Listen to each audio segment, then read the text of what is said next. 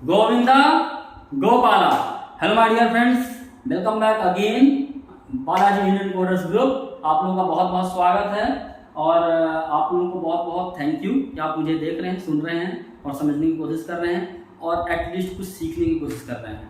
तो thank you for that. और guys, अब हम पिछले क्लास में जैसा कि मैंने आपको दिखाया था प्रैक्टिकल करके 2 डायमेंशनल एरे का, और मुझे उम्मीद है कि आप लोगों को उसमें से काफ़ी कुछ समझ में आया होगा। और अगर नहीं समझ में आया तो जैसा मैं हर बार बोलता हूँ कि आप मेरे उसी वीडियो कमेंट में जाकर के मुझे कमेंट करके बताएं, तो मैं उसका आपको रिस्पॉन्स करके बताऊँगा।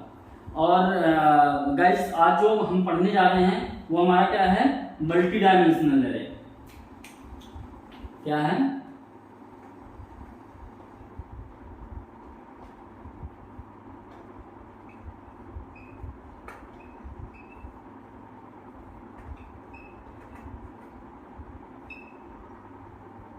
क्या है हमारा multi dimension array.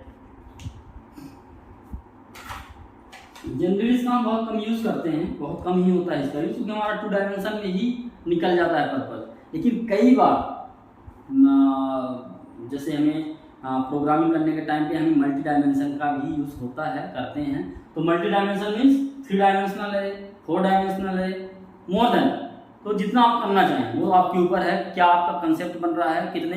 That means array के अंदर एरे जितने भी आप यूज करते जाओगे तो आपको डायमेंशन तैयार करते जाएगा वो। मीन्स आप एक ने आपका एक एरे ये है, उसके बाद आपने दूसरा एरे यहाँ पे बना लिया, तीसरा एरे यहाँ पे बना लिया, चौथा एरे तीसरा यहाँ पे हो गया, फोर्थ आपका यहाँ पे हो गया, फिफ्थ आपका ये हो गया, फिर फिफ्थ बंद हुआ, फिर फोर्थ बंद हुआ, फिर थर्ड बंद हुआ, फिर सेकंड बंद हुआ, फिर फर्स्ट बंद हुआ। इस तरीके से आपका जो है ये एरे है। तो मतलब जितने आप एरे बनाते हो, अंदर एरे के अंदर एरे जितना भी यूज करोगे आप, वो आपके डायमेंशन तैयार करेगा लॉजिक के अकॉर्डिंग। आप फिर लॉजिक भी उसके आगे लगाओगे, दैट मीन्स आपका लॉजिक भी उसके हिसाब से ही होना चाहिए। तो गाइस, मल्टी डायमेंशन मैंने आपको एक बार फिर से आपको बता देता हूँ। First dimension, second dimension and third dimension, ये 3 डायमेंशन है। तो हमने आपको जैसे बताया था कि 3 डायमेंशन के लिए तो ठीक है, लेकिन 4 डायमेंशन, 5 डायमेंशन ये भी होते हैं। तो इसको अगर आप देखते हैं कि आपको कैसे करना है इसमें 4 डायमेंशन, 3 डायमेंशन, इसका मैं एक एग्जांपल बताता हूँ।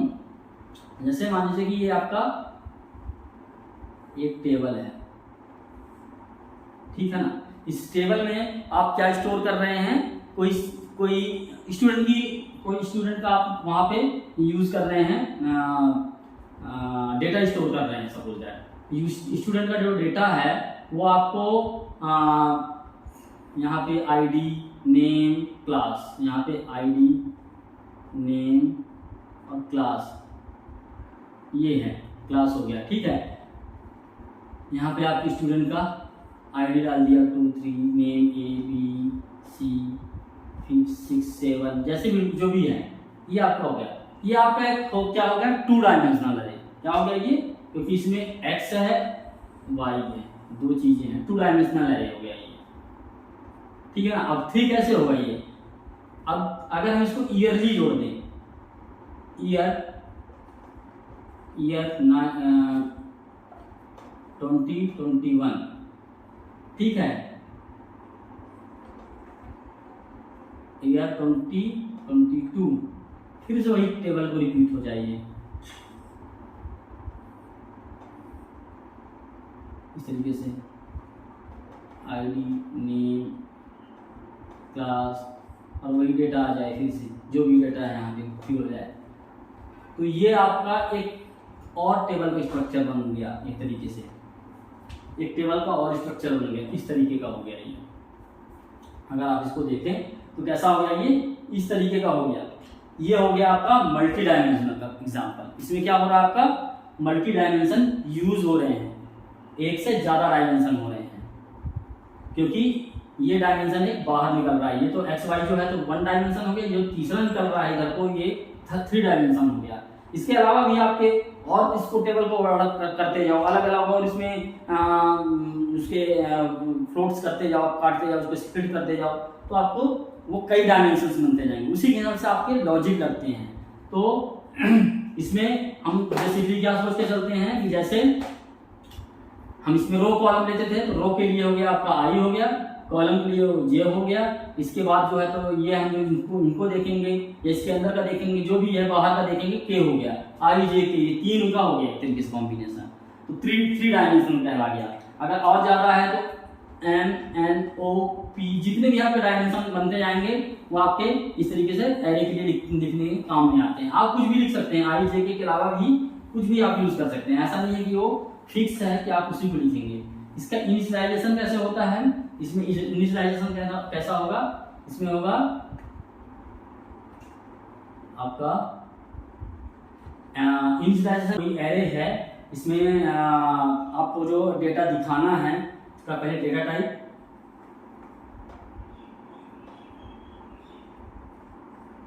टाइप, उसके बाद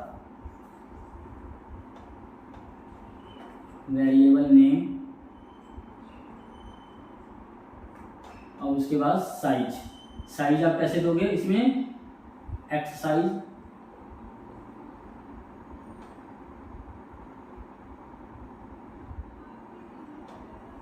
वाई साइज, जेड साइज, और जो भी सो ऑन एन तक आप इसको लिख सकते हो, और लास्ट में एन साइज इसको कर दो आप यहां तक करके इसको एन साइज, ये एन साइज है। ये आप इसका इनिशियलाइजेशन जितना आपको लिखना हो। अब इसका एग्जांपल हम लिखते हैं, जैसे मान लो ये हो गया सिंटेक्स,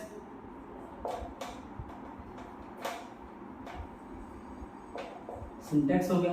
एग्जांपल क्या हो गया इसका, एग्जांपल हो गया आपका जैसे इंट वेरिएबल नेम आपने लिख लिया, सपोज दैट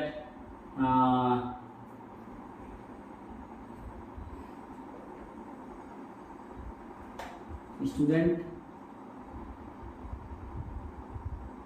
इन्फो डाला, और एरे बनाया आपने, इसमें डाल दिया आपने एक्स की साइज जो भी है, मान लीजिए कि 10 साल का दिखाना है तो 10, वाई की साइज आपका एक्स की साइज 10, वाई की साइज आपकी जो है तो वाई और जेड की साइज जैसा आपको दिखाना हो उसके हिसाब से आप यहाँ डाल दो। सपोज दैट 3 कॉलम थे अपने पास और कई रोज थे, तो 50 रोज,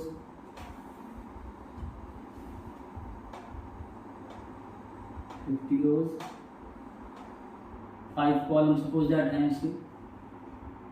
तो इस तरीके से आप ये आपने साइज दे दिया। ये पार्ट पूरा क्या है, ये पूरा पार्ट क्या है, साइज है। तो आपने साइज एक्स की साइज, वाई की साइज, जेड की साइज दे दिया, और आगे साइज है और कुछ भी आपको बनाना है वो बना सकते हो। अब इसमें आपको डिफॉल्ट वैल्यू डलवानी है। अगर मान लो बाय द वे आपको डिफॉल्ट वैल्यू डलवाना है तो आप जैसे यहाँ पे लिख लीजिए ए है कोई वेरिएबल, इसमें आपने लिख लिया 2, 3, 4, मान सपोज दैट ऐसे आपने डाल दिया। तो 2 मतलब जो इसके अंदर कंटेनर के अंदर दूसरा कंटेनर बनेगा, मतलब दैट मीन्स आपका बॉक्स बनते जाएगा, इसमें ये 2 होंगे, ऐसे इस तरीके के 2 होंगे। एक तो ये बन गया आपका यहाँ तक, एक ये वाला हो गया, इसका इस वाले पार्ट बन गए, और दूसरा हमने यहाँ तक इसको कर दिया, ये बंद हो गया, ये बंद हो गया, मतलब ये तो हो गया। अब ये 3 और 4 हैं, 3 और 4 हैं, मतलब दैट मीन्स इसके अंदर 3 ये बनेंगे,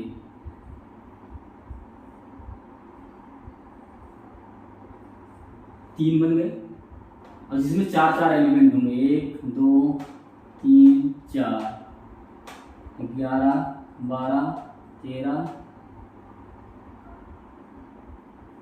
14। इसके अंदर आपने डाल दिया ये 4 एलिमेंट हैं, 1, 2, 3, 4 कॉलम है, मतलब 4 कॉलम्स, 1, 2, 3, 4, 11, 12, 13, 14। इसमें आप डाल दीजिए 1, 5, 6, 9 जो भी है डाल दिया आपने, 4 ये भी हो गए। अब ये 3 बन गए, ये एक रो के लिए। ऐसे ही सेम दूसरा रो बनाएंगे आप, ये दूसरा बनेगा मतलब कंटेनर का। तो इसमें भी आपके 3 बनेंगे, 1 2 3, कंप्लीट हो गया आपका ये। तो इसमें वैल्यू डलवा दीजिए जो भी डालना है, 1 9 6 5 15 कर दो इसको, 11 5 1 6, इसको भी डाल दो आप 1 11 सॉरी 9 1 3 2।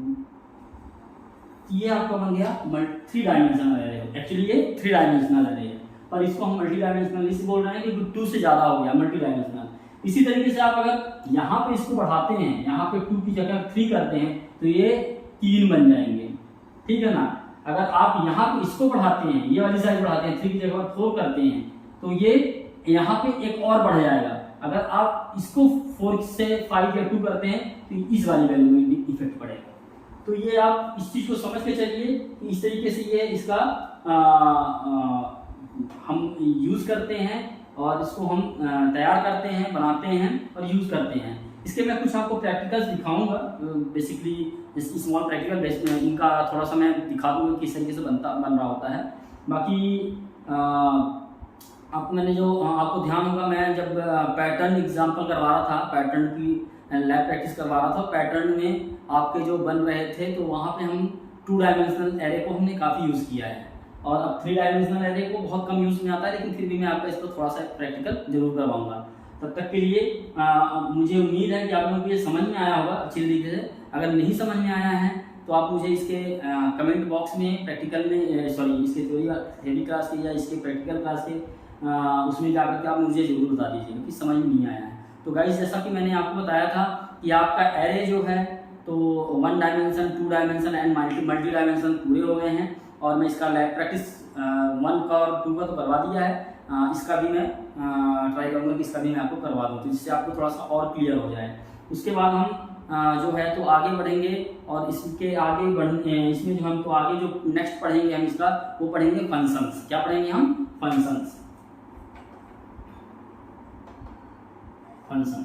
फंक्शन पढ़ेंगे। फंक्शन में थोड़ा सा आपको और अच्छा लगेगा क्योंकि अब ये एडवांस चीज़ें पढ़ रहे हैं, तो अब आपको फंक्शन जब पढ़ेंगे तो थोड़ा और अच्छा लगेगा, क्योंकि जो बेसिक चीज़ें हैं वो थोड़ा सा बोरिंग्स होते हैं, उसमें उतना ध्यान नहीं आता है लोगों का। वो सोचते हैं कि यार ये बेकार सा है, इंटरेस्ट नहीं जगने पाता है। लेकिन जो इंटरेस्ट वाली पार्ट्स हैं, इंटरेस्ट वाले जो चीज़ें मिलती हैं वो एरे से मिलना स्टार्ट हो जाती हैं। तो एरे हो गया आपका, फिर फंक्शन होगा, फिर पॉइंटर होगा, वो थोड़ा सा इंटरेस्ट आपको दिखाएगा कि आप इसमें जो है तो लॉजिक्स कैसे बनाते हैं और कैसे इसको यूज़ करते हैं, रियल टाइम में कैसे इसका यूज़ होगा। तो गाइस, मैं उम्मीद करता हूँ कि आप लोगों को ये समझ में आया होगा। और जो मैंने आपको पीछे सारी चीज़ें बताई हैं सब इन्हीं वीडियो के लिंक्स में, डिस्क्रिप्शन के लिंक में डाल दूँगा मैं।